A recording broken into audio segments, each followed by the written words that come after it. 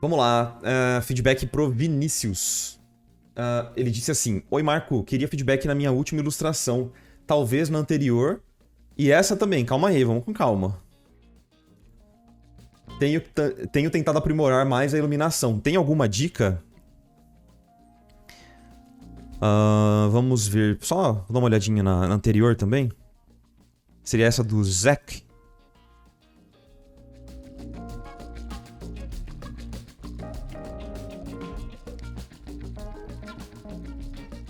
Certo.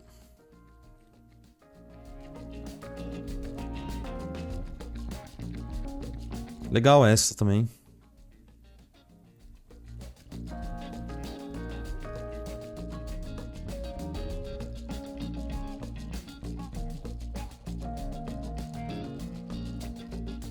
Cara, essa tá bem legal, Vinícius.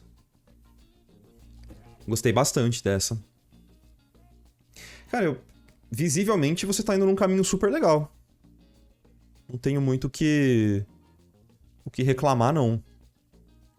Sobre o seu caminho, né? Até a evolução de uma peça pra outra, vendo um pouco por cima, né?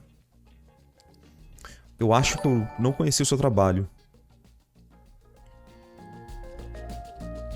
Ou já dei feedback?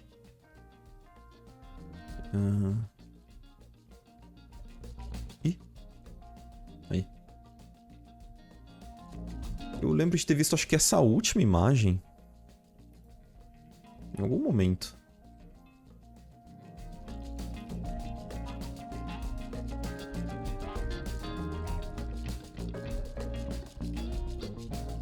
Ah, eu dei feedback nessa aqui, é isso? Ah, tá, eu lembro. Eu lembro dessa aqui. Pode crer. Uhum.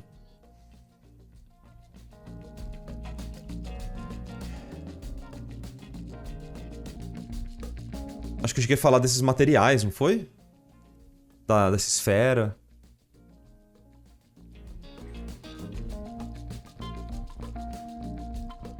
É, pode crer. Eu lembrei agora. Falou das sombras da esfera, sim. E você aplicou? Você aplicou?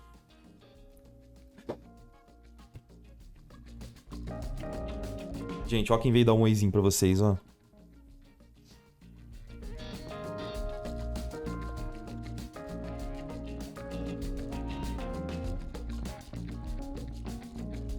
Ai, meu Deus do céu. Que gatinho mais gostoso.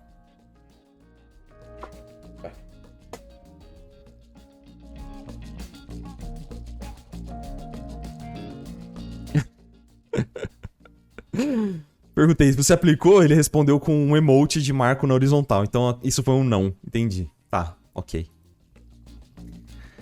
Ok. Nessa aqui eu tenho um feedback mais específico sobre luz, tá? Você postou semana passada, então acho que você tá numa crescente aí de produção, que é ótimo. Tem que produzir bastante mesmo.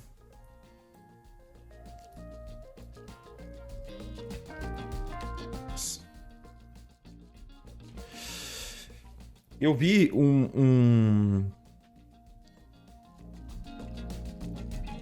Eu vi aqui o seu rough color, né? O color thumbnail.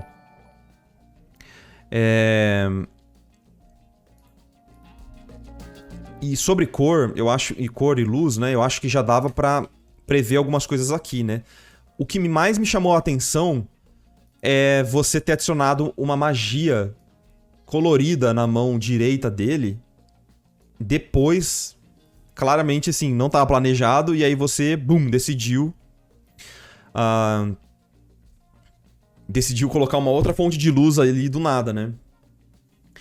Quando a gente vai pensar em luz, tudo que a gente vai trazer pra cena, todas as fontes de luz que a gente vai trazer pra cena, elas têm que ser planejadas, ou pelo menos levadas em consideração durante a pintura, sabe? Adicionar uma fonte de luz do nada é muito arriscado. É muito arriscado, porque você acaba perdendo todo um pensamento de hierarquia de valores e de cores que você poderia ter planejado aqui. Então você perde isso, adicionando do nada uma fonte de luz, assim, sabe? Então, até falando sobre planejamento de valor, eu queria que vocês todos fizessem esse exercício de olhar para a Color Thumb e cerrar um pouco os olhos. Não cerra completamente, né? Porque senão você não vai enxergar nada. Mas cerra um pouquinho os seus... Dá um passo para trás, assim, ó. E cerra um pouquinho os olhos. Faz esse exercício. E aí eu quero que você me diga o que mais te chama atenção nessa imagem. Pensa assim, sabe? O que tá mais te chamando atenção? Eu posso falar o que me chama atenção. O que me chama atenção é a borboleta, é o topo do cabelo dele, é esse tronco de árvore aqui do fundo, é o braço dele, é o joelho dele e é a outra perna dele. E o chão. Eu acho que tem pelo menos uns 7 pontos de alto contraste nessa imagem, saca? É claro que isso aqui é uma Color Thumb, né?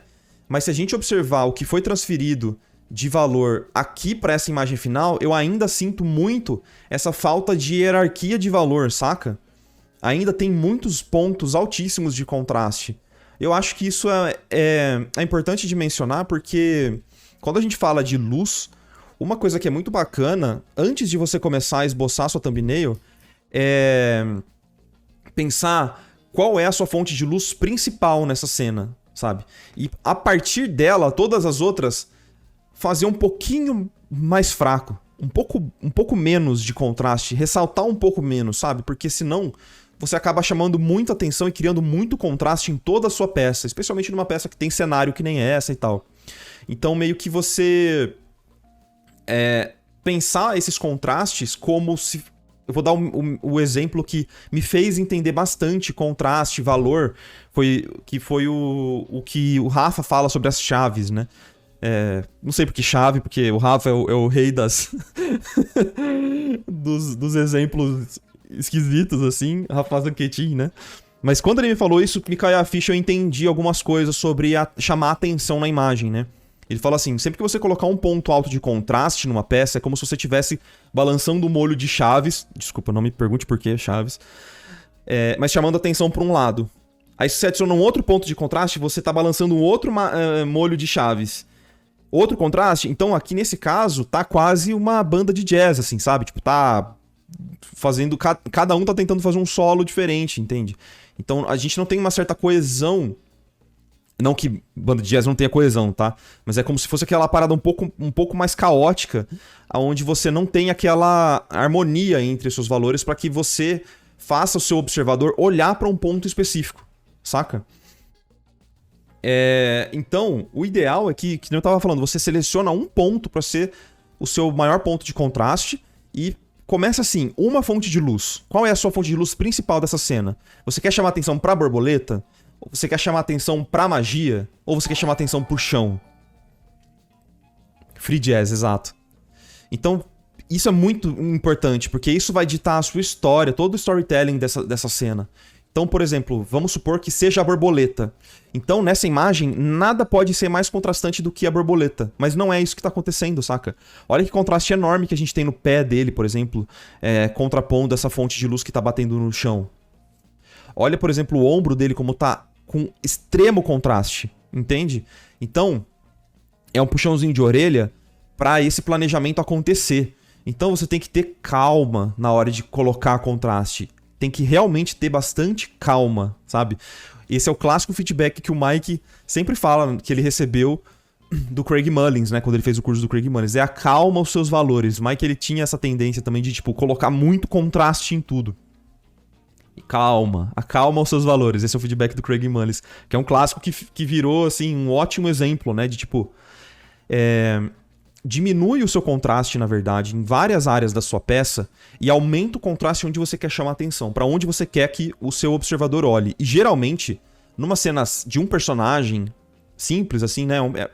Ela tem complexidade do cenário, mas basicamente é um personagem com um fundo, né? Um foco. Pronto. Não dispersa a atenção, saca? Então, basicamente, eu abaixaria o contraste de tudo isso aqui e traria atenção pra borboleta. E aí tem várias formas de você fazer isso, sabe? Esse tipo de Um deles não é colocar uma magia nova na mão dele, com certeza. Tá? Esse seria um feedback, cara, quase que geral, né? Porque isso é uma coisa que a gente percebe em várias peças, não é só... isso aqui não é uma exceção e tal. É super comum a gente ver esse tipo de coisa, mas é legal a gente trazer esse assunto pra abordar aqui na live, né? Você pintou essa color thumb a partir do grayscale? De uma escala de cinza? Porque parece um pouco, né? Foi.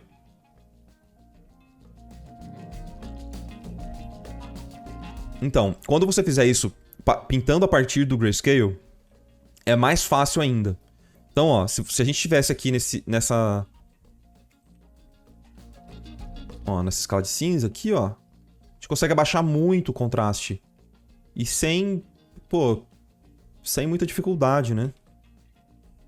Então, cerrando os olhos, ó, e deixando a imagem de longe, ó como a gente percebe que tem áreas muito contrastadas. Então diminui um pouco.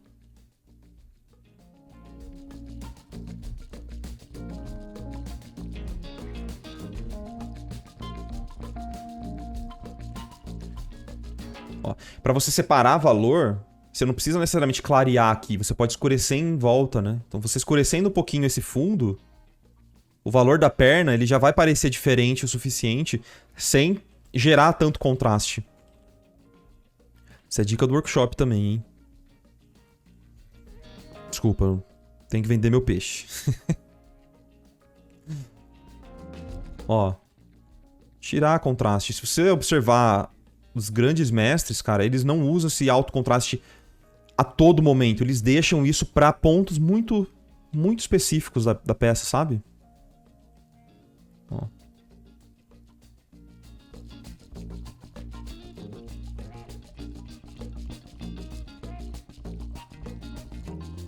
Esse chão pode ser mais claro. Eu não vejo tanto problema nisso. Mas aí se você voltar um pouco essa claridade pra trazer iluminação na calça desse personagem, você também tira contraste naturalmente, ó. É contraste, é só... O que eu tô falando é basicamente diminuir essa variação de claro e escuro tão intensa que tá em toda a imagem. Então trabalhar com esses tons mais médios é muito importante. Nem tudo precisa ir pro mais escuro e depois pro mais claro. Ó.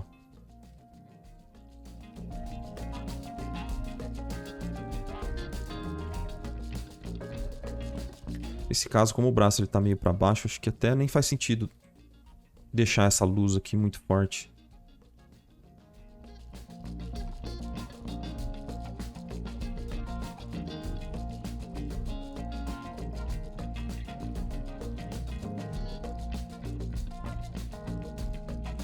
É aquele clássico exemplo, né? De tipo, se tudo tem importância, ou se tudo tá chamando atenção, nada chama atenção. Tem algumas frases meio batidas assim, mas elas funcionam super bem pra esses exemplos.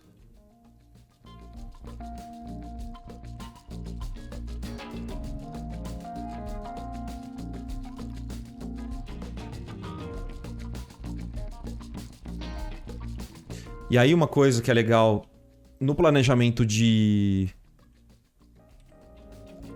composição tonal é você meio que propositalmente colocar o seu ponto focal mais contrastado e desse jeito você meio que modifica a sua imagem para que esse contraste seja causado pelos seus valores assim. Então, por exemplo, ó, vou mexer esse tronco, vou pôr esse tronco um pouco mais para cima e escurecer um pouquinho mais esse tronco. Ó, vou escurecer esse tronco aqui para que a borboleta, ela já é clara, mas que ela fique ainda com a sensação de ainda mais clara, porque ela tá sobreposta aqui de um ponto bem escuro da cena, saca? Então se eu trouxer aqui esses valores mais escuros nessa parte do tronco, como se estivesse batendo se ela estivesse toda em sombra aqui, né? Tipo, batendo uma luz ali na parte de baixo do tronco e não iluminando essa região. Ó.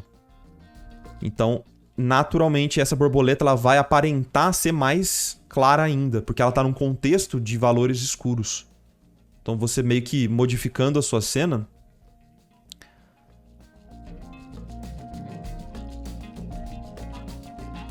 a seu favor, né? A favor da leitura da peça.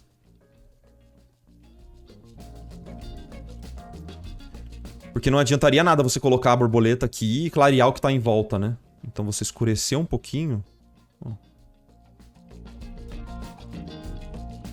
Nesse caso aqui, acho que faria bastante sentido.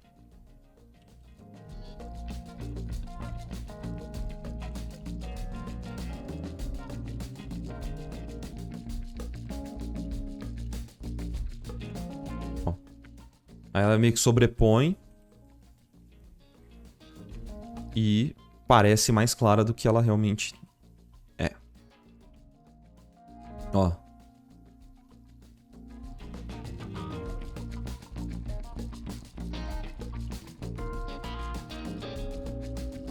Isso é a composição tonal da cena, né?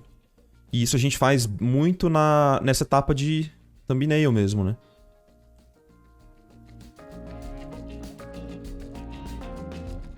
É realmente identificar o que você quer deixar claro e escuro, mas ter um propósito até de narrativa com isso, saca?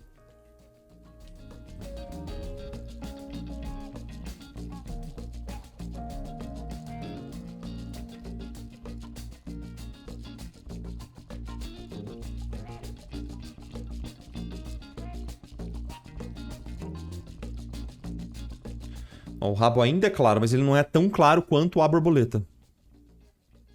Tá? Tô quase saindo da câmera. Deixa eu arrumar aqui. Valeu. Sempre cerrando os olhos, conferindo os valores das suas formas. Ó, não tem por que gerar esse contraste aqui.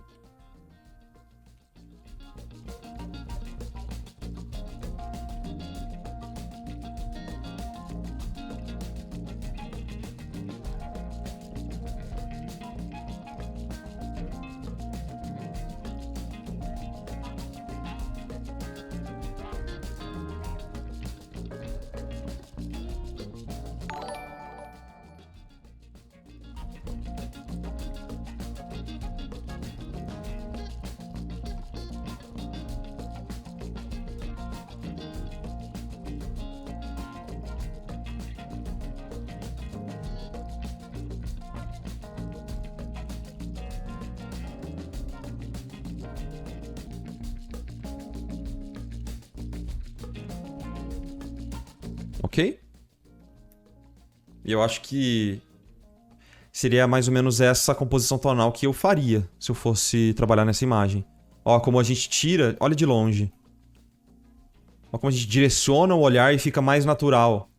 Olha como agora a gente, do jeito que tava, era meio que pra qualquer lado, assim, né? E agora, tudo mais calmo, trazendo atenção pra borboleta. Tá?